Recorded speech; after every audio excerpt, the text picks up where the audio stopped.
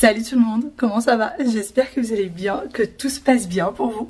Aujourd'hui je vous retrouve pour une nouvelle vidéo. J'étais en plein ménage. Je commence un petit peu le nettoyage.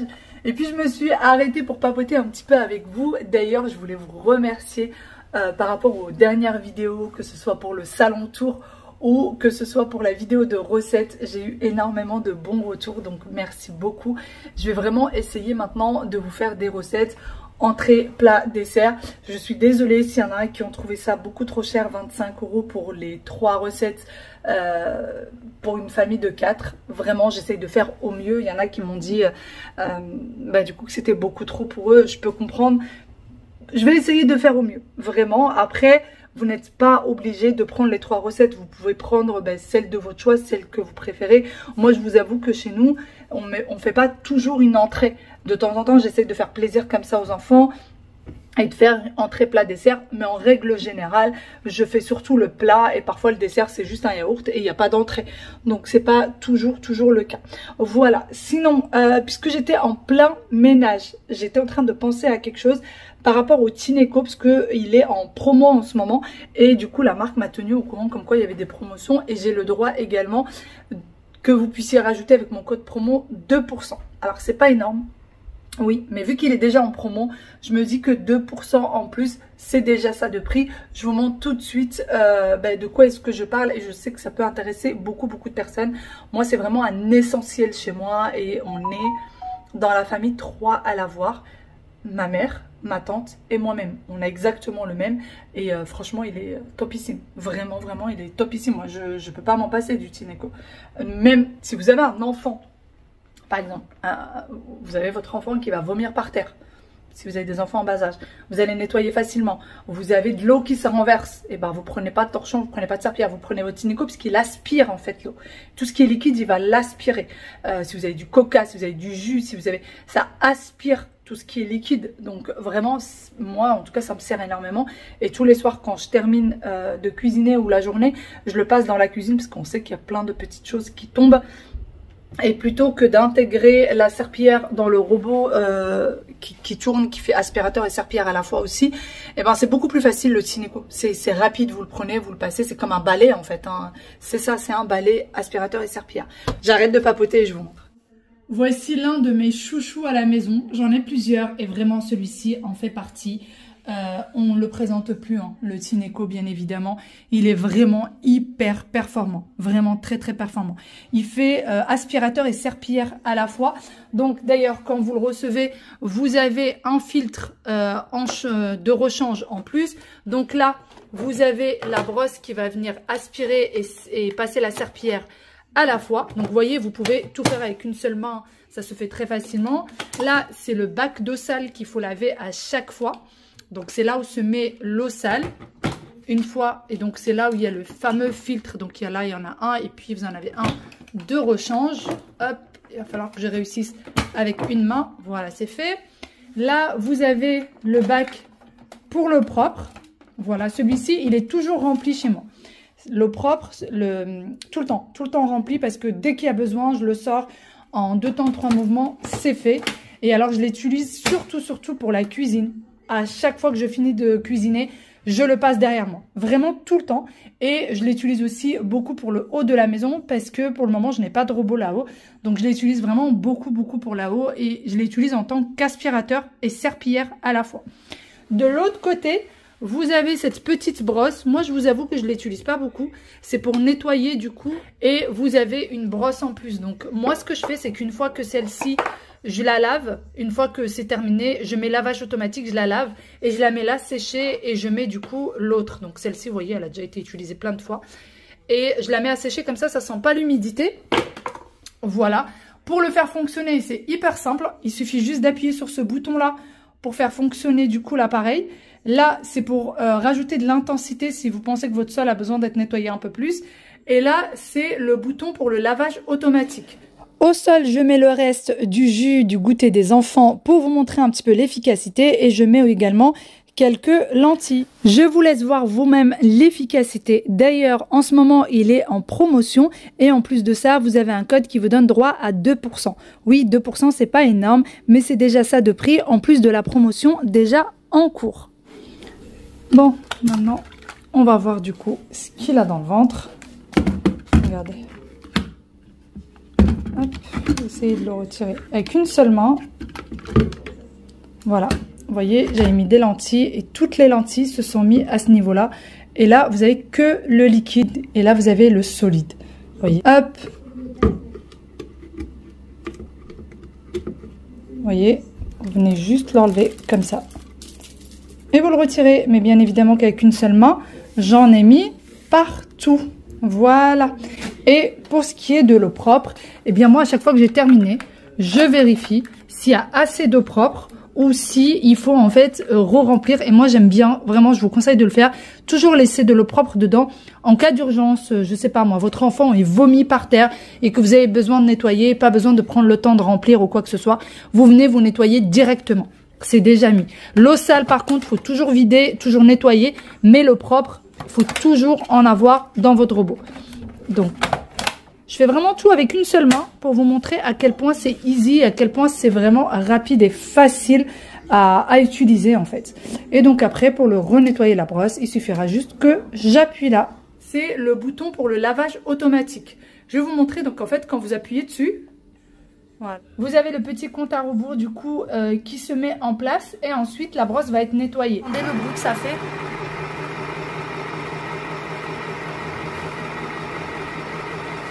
Donc la brosse se nettoie et l'eau sale vient se mettre dans le bac d'eau sale comme quand vous nettoyez votre sol et vraiment ça se nettoie très très bien.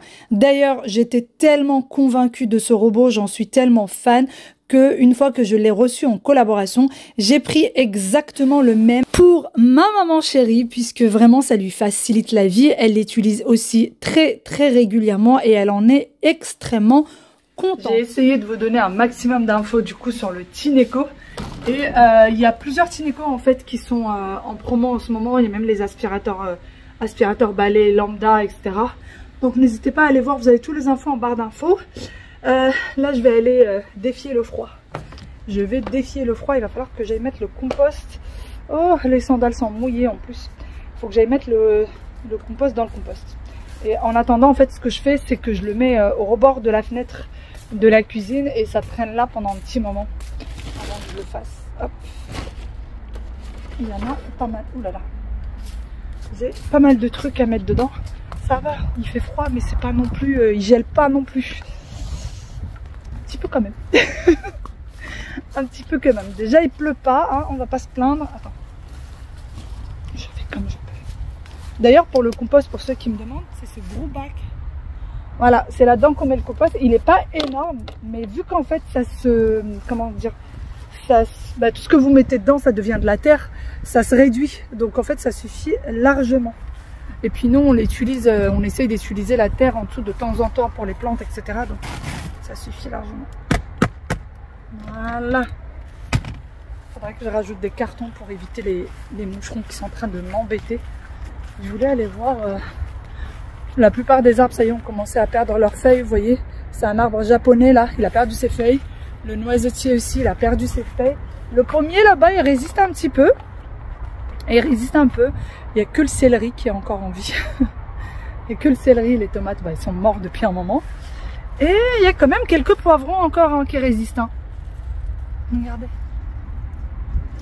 Bon, qui sont un peu jaunes, mais qui résistent un petit peu. Bon.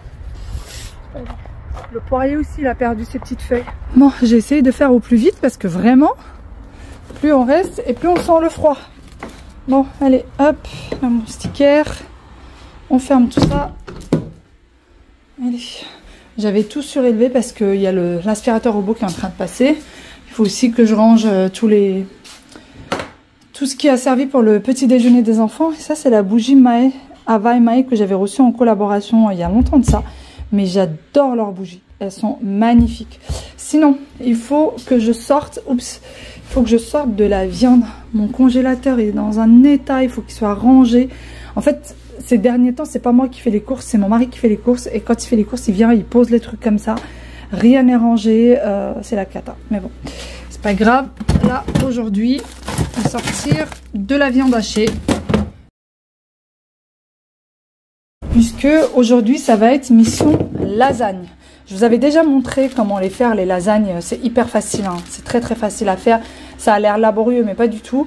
Et j'aimerais aussi faire un hachis parmentier, mais je pense que je vais pas le faire aujourd'hui. Certainement, ça sera pour demain. Bon, pour m'avancer un petit peu, je vais pas attendre que la viande se décongèle. Je vais préparer la béchamel. D'habitude, je la prépare toujours avec le Thermomix. Je vous l'ai déjà montré sans Thermomix, mais pour les personnes peut-être qui l'ont pas vu, je vous la remontre une fois de plus. C'est très facile à faire. N'achetez pas de la béchamel du commerce. C'est pas bon, pour pas dire un autre mot, c'est vraiment pas bon. Vous savez pas ce qu'il y a dedans, alors que la béchamel à la maison, vous pouvez la faire, elle est hyper bonne, très facile, très rapide à faire. On a besoin de farine, voilà, de la farine toute simple, 1 litre de lait, de beurre. Alors moi je mets du beurre demi-sel, alors là c'est du beurre à tartiner, mais c'est parce qu'on s'est trompé, on a acheté du beurre à tartiner demi-sel, donc voilà, il faut le finir. De la noix de muscade râpée et du sel. C'est les 5 ingrédients dont on a besoin pour faire une bonne béchamel. Ça suffit largement. En général, on a tout ça à la maison. Mon téléphone. Après le petit coup de fil, on passe aux choses sérieuses. Dans un faitout, je vais venir mettre du beurre. J'ai besoin de 80 g de beurre que je vais venir faire fondre. Alors faire très attention que ça ne brûle pas. Moi, je laisse pas fondre à 100%. Je couvre une fois que quasiment tout est fondu. Je viens rajouter ma farine. J'ai besoin de 100 g de farine que je vais mélanger avec le beurre à l'aide du fouet jusqu'à ce que le tout soit bien mélangé. Donc vraiment, j'insiste sur le petit grain de farine qui reste et par la suite, je vais rajouter le lait. Donc le lait, vous le rajoutez petit à petit et vous fouettez entre temps. Donc oui, il faut y aller assez énergiquement, ça met du lait partout, je suis bien d'accord, mais vraiment, il faut y aller de manière assez forte pour qu'il n'y ait pas de grumeaux. J'ai rajouté également du sel et de la noix de muscade. Et je continue à mélanger. Je voulais vous montrer la béchamel pendant que vous êtes en train de cuire. Ça va être super liquide. Là encore, ça s'est un peu épaissi. Il y a des moments où ça va être très liquide, comme s'il n'y avait rien en fait dans le lait. C'est normal, mais c'est assez traître. Ça épaissit très vite. Donc vraiment, n'arrêtez quasiment jamais de bien mélanger. C'est le seul secret de la béchamel, c'est de bien mélanger tout le temps. Là, je sens que ça s'épaissit petit à petit. Et au bout d'un moment, ça va devenir un peu comme un velouté. Et quand ça devient comme un velouté, bah, vous vous arrêtez en fait, tout simplement. Donc là, je continue à bien mélanger. Là, déjà, je sens que ça s'est un peu épaissi. Vous voyez? Et il faut essayer d'éviter les grumeaux. Donc là, je vais bien mélanger, juste le temps de vous parler. Bah, j'ai arrêté de mélanger. Mais quand je dis mélanger, c'est pas faire ça, hein.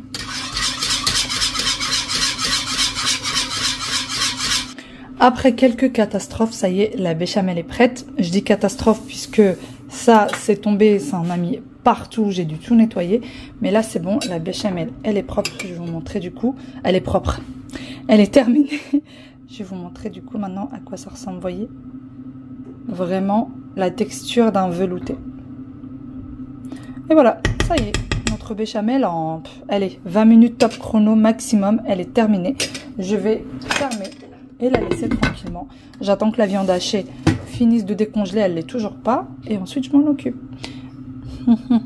Après avoir préparé la fameuse béchamel, j'ai nettoyé un petit peu, j'ai fait un petit peu de ménage dans la cuisine. Je voulais rester avec vous en faisant le ménage, mais je n'avais plus de batterie, donc c'est pas bien grave. La viande, toujours pas décongelée, elle prend son temps, donc bon, bah, on va attendre, hein.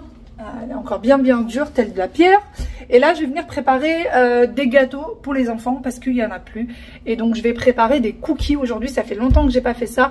Je vous partage la recette. Pour ceux qui me suivent depuis longtemps, normalement, la connaissent déjà. Moi, j'aime beaucoup cette recette. C'est celle que je refais à chaque fois et elle est excellente. Exactement la même. Les cookies sont exactement les mêmes que ceux du commerce. Vraiment exactement les mêmes. C'est super bon. C'est parti, on va la préparer ensemble. Les ingrédients dont on a besoin du coup pour la recette. J'ai besoin de chocolat. Faut savoir que moi je n'achète jamais de pépites de chocolat parce que ça coûte extrêmement cher, je trouve. Donc j'achète toujours des tablettes de chocolat que je viens couper en petits morceaux, tout simplement avec un couteau. Voilà, je vais vous montrer ça.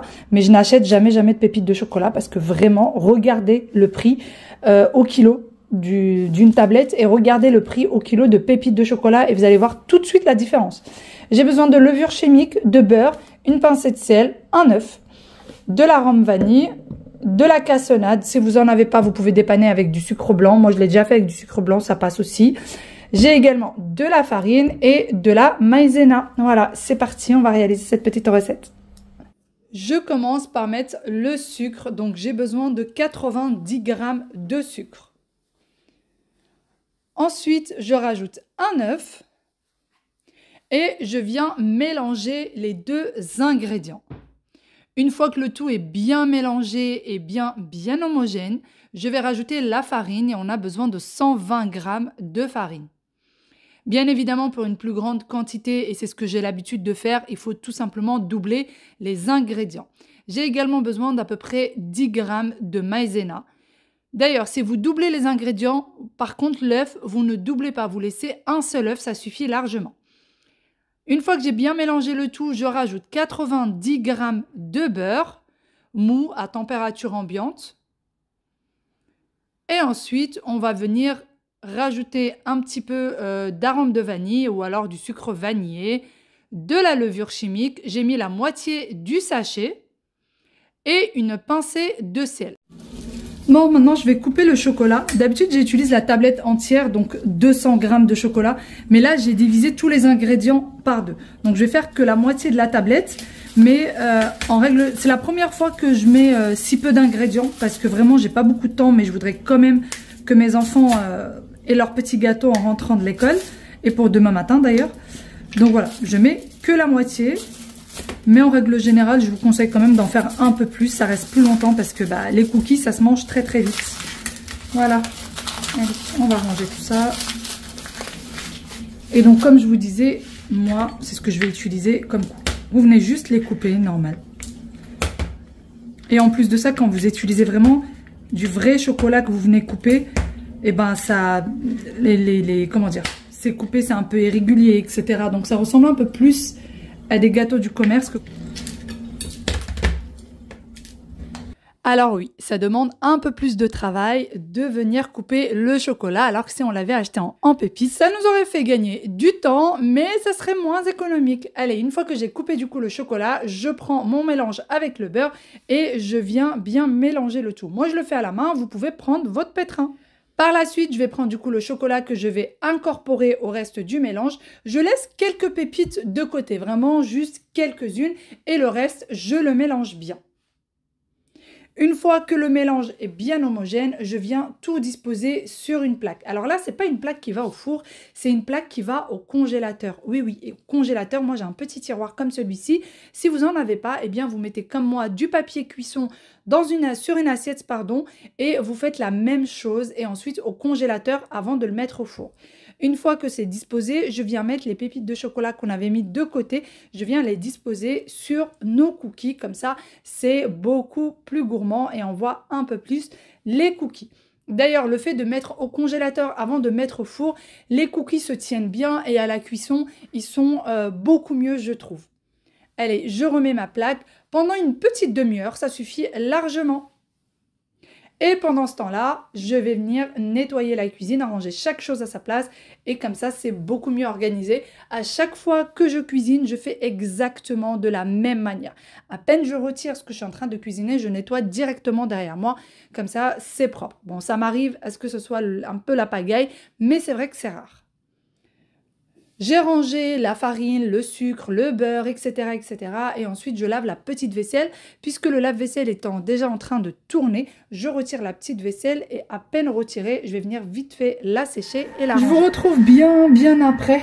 Je suis déjà partie chercher les enfants à l'école. Voici ce que ça donne du coup pour les cookies. Alors, il faut savoir que d'habitude, je mets le double des ingrédients. Et comme je vous ai dit, je mets un œuf pour tout ça. Et là, le fait d'avoir mis un œuf pour la moitié des ingrédients, je trouve que le résultat est pas top visuellement parlant. Je sais pas, j'ai pas encore goûté, mais je vous dirai dans la vidéo de demain. Mais vraiment les cookies, sinon en général ils sont extrêmement bien, extrêmement bons, avec un œuf mais le double de tout le reste des ingrédients. Donc essayez. D'ailleurs quand vous les sortez du four, surtout ne pas les toucher parce que ils sont très très fragiles quand vous les sortez du four. Mais là en fait ils sont trop collants et trop fragiles. Je pense qu'un œuf pour la moitié des ingrédients c'est pas tip top. Mais sinon, voilà à quoi ça ressemble. Wael, tu veux goûter un petit morceau? Ah bah non, t'es occupée, vas-y. Non, faut pas. Ouh, papa, tiens. Ça fait pas mal. Mais non, c'est bon, je te donne. Ça fait Tiens, tiens. Non, c'est pas ouvert. C'est pas ouvert? Ok. Allez, Oui, mais goûte. je fais dans ta Déjà, dites-moi si c'est bon ou pas bon. Bon, c'est bon. Hein? Un petit peu? Beaucoup. Bon, je vais goûter ce petit morceau, je vous dirai. C'est bon, mais c'est mieux si vous mettez le double de tous les ingrédients. Ouais. Je pense que demain, je vais refaire ma recette là. Je suis pas... Non, J'aime pas rester sur... mais c'est pas grave. Oui, c'est vrai que c'est bon. Mais en fait, j'ai mis... T'as parlé à tout. J'ai voulu gagner du temps, mais j'aurais pas dû. Oui. C'est le truc qui est un peu fondant. C'est fondant, hein. Ouais, c'est très... Pour la cloche, quelques-unes d'entre vous m'ont dit qu'il n'y avait pas le lien. Je vais essayer de vous le retrouver, les filles, promis. Donc ça vient de chez Shein, pour ceux qui se demandent. Donc là, j'ai mis les gâteaux sous cloche. Donc cette cloche-là vient de chez Shein. Et les récipients dans lesquels je mets également les fruits aussi viennent de chez Shein. Vous m'avez reposé la question. Donc vous voyez un peu comment c'est. Là, c'est du bois en bas. Et là, c'est du verre. Moi, j'ai pris les deux mêmes pour pouvoir poser du coup les fruits dedans. Sinon, j'ai commencé la bolognaise du coup pour faire les fameuses lasagnes. Je suis ric-rac avec le temps. En fait, tout à l'heure, j'ai reçu mes parents. Donc là, c'est les légumes. J'ai reçu mes parents. C'était absolument pas prévu. Et du coup, bah, j'ai pris un peu de retard sur le dîner. C'est pas grave. Bon, là, je vais terminer mes lasagnes. Terminer la bolognaise pour faire les lasagnes. Et moi, sur ce, je vais vous dire à demain pour une nouvelle vidéo. Bye bye. Prenez soin de vous. Ciao, ciao. Sinon... On en parle du bazar que les enfants m'ont mis déjà. Regardez-moi tout ça.